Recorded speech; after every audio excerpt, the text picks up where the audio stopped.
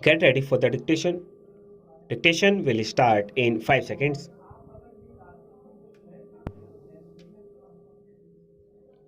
Start.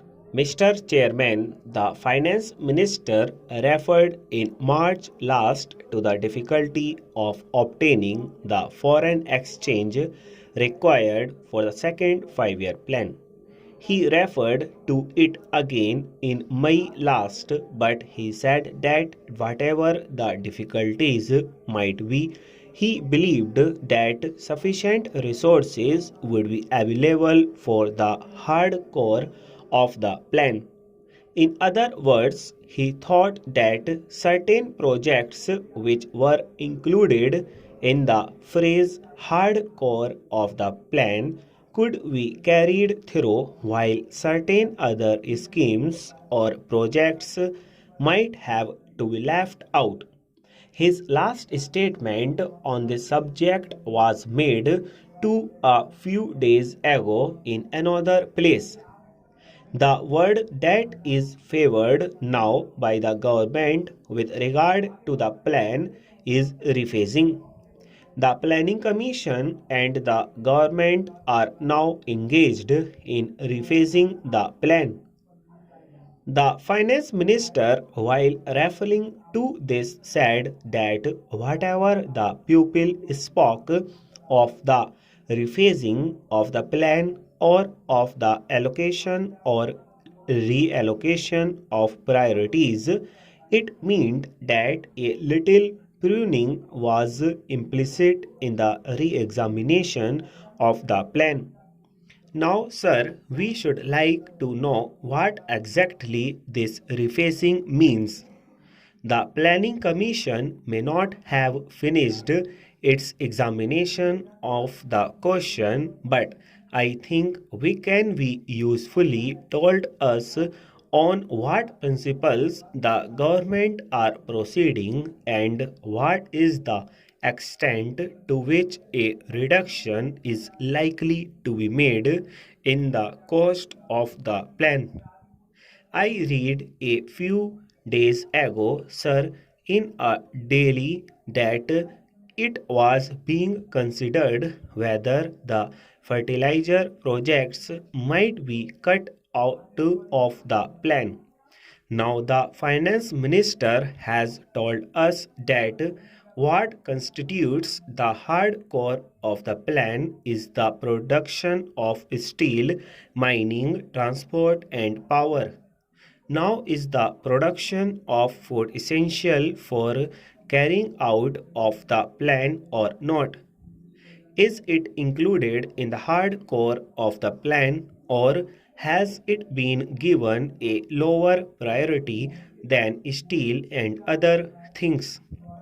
It is very important for us to have this information because we can form our judgments with regard to the rephasing of the plan in connection with the measures that are to be placed before this house very soon only when we know what the ideas of the government on this subject are. It may not be possible for the Honorable Finance Minister to state what the exact extent to the reduction in expenditure will be. At one time, sir, we were told that all the schemes in the plan stood or failed together.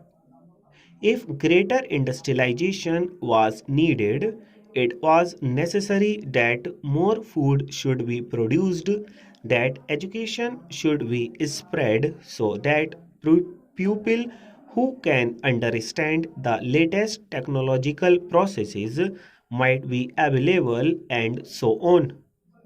It is this that makes it necessary for us to ask how the ideas of the government on this subject have changed and what, broadly speaking, they propose to do now in view of the shortage of foreign exchange and the danger of having recourse to deficit financing to a large extent.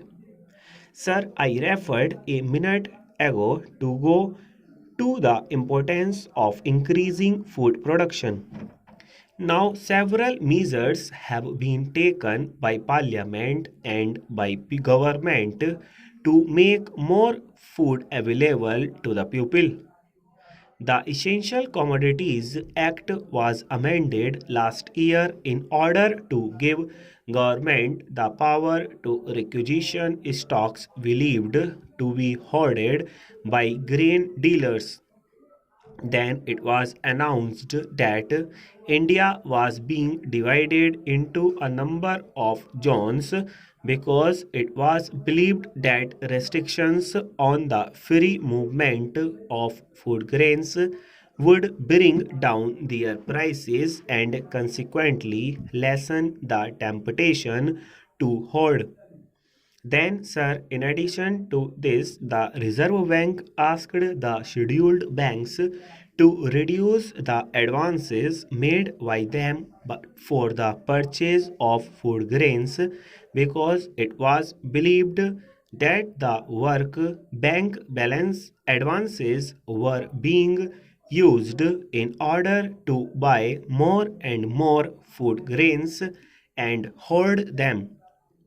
As a result of these measures, the food minister could say 3 or 4 weeks ago that the rise in food prices had already been checked. Let us see first how far the production of food has increased and to what extent prices have fallen. I shall take first the production of food. The Planning Commission, in its review of the work in the first year of the second plan, said that according to the food production program, an addition in food production potential of about 2.5 million tons was expected to be realized in 1956-57, and that increase in production is estimated to be of the order of 1.4 million tons.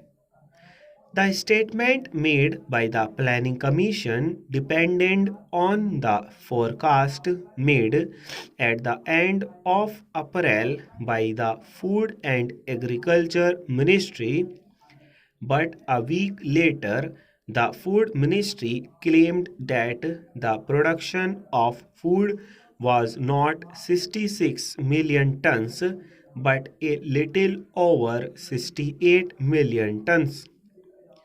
There was a difference of about 2 million tons in the two estimates made at an interval of a fortnight.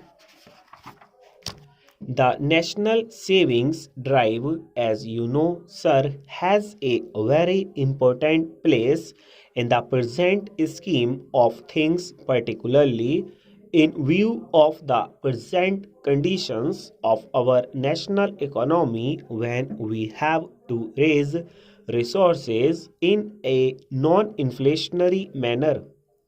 We have done everything to streamline the organization and we have tried to get the cooperation of the state governments by providing great incentives and linking the whole drive with the local schemes and accrual of resources to the states. It has been decided that whatever revenues accrue as a result of the intensification of the national savings drive, two-thirds of the net amount would go to the states. We have also decided that we will meet 50% of the additional expenditure to be incurred by the various state governments. I am trying to point out, sir, that this drive is at a point where it is gathering momentum and we expect much more from it.